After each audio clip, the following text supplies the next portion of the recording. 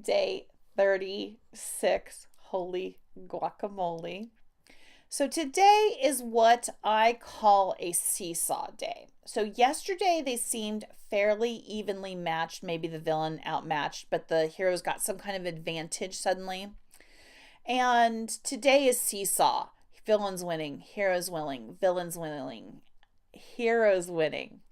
That is how today kind of goes. It's a seesaw. This is an exciting mano a mano moment where we're really not sure which one of them is going to win. It is Dwight kind of challenging. I'm going to throw, and trying to see what Vince Vaughn's going to do because Vince Vaughn has his blindfold on. That the villain is like not quite sure what to do and is kind of struggling a little bit. It's the first time we've probably seen the villain really struggle at this point and have some fear in his eyes that he may not win.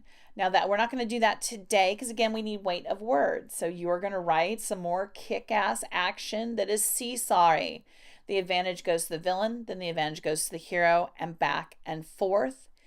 The hero may get some help from the gallery, but not substantial help like he got when he became the hero of lore. He's the hero of lore and he really does need to kick the villain's butt kind of by himself. But a weapon thrown to him, yeah, that's okay. You can do that. So these pages are more intensity.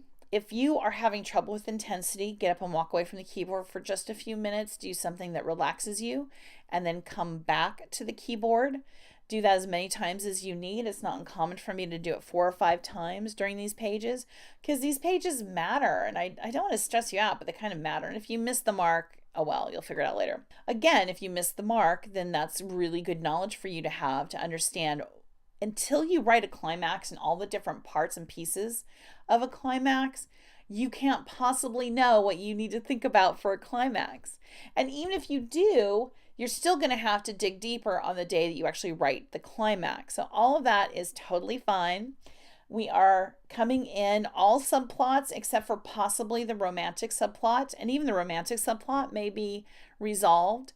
It is certainly not going to be resolved during these action pages. It'll probably, if you haven't resolved it already, be resolved in the denouement. I just did that with my last book, as the romance kind of was put in the denouement because I was just too actiony. There was just nowhere to have them have a quiet moment. And sometimes if you try and have a quiet moment in the middle of a battle like this, it just feels totally contrived.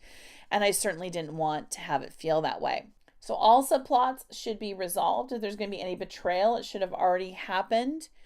This is really focusing on the hero and the villain and how evenly matched. And remember, your villain has to be super duper awful.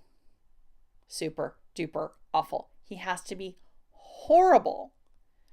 Otherwise, it's not going to feel as good when we finally win. So this seesawing in Jurassic Park is that part where they're running from the raptors and they kind of get away, then the raptors catch up, and then they get away, and the raptors catch up, and back and forth. That's what I'm talking about, this kind of feel of, oh, we're winning, no we're not, we're winning, no we're not. That's what we need to feel in these pages. Don't back off of them. Don't be afraid to still beat the crap out of your hero.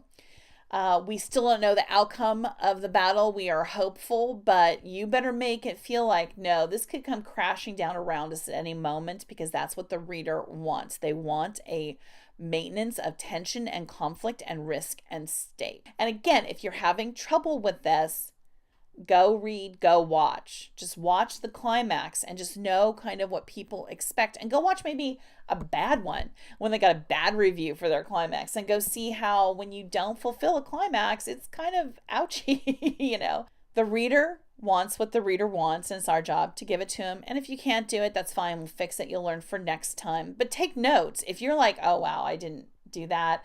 My hero really didn't answer the question differently yesterday.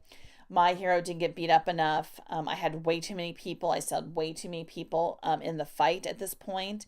I swung and I missed. That's totally fine. Just understand why you swung and why you missed, and that's fine.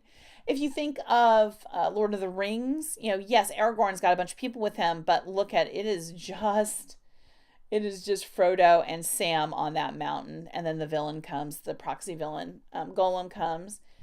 So this is usually these are very intimate. As big and huge as this is, we have kind of come down to personal stakes. Remember we talked, world, community, personal. We need to make this personal, and this climax has come down. These pages are the personal part of the climax for your hero.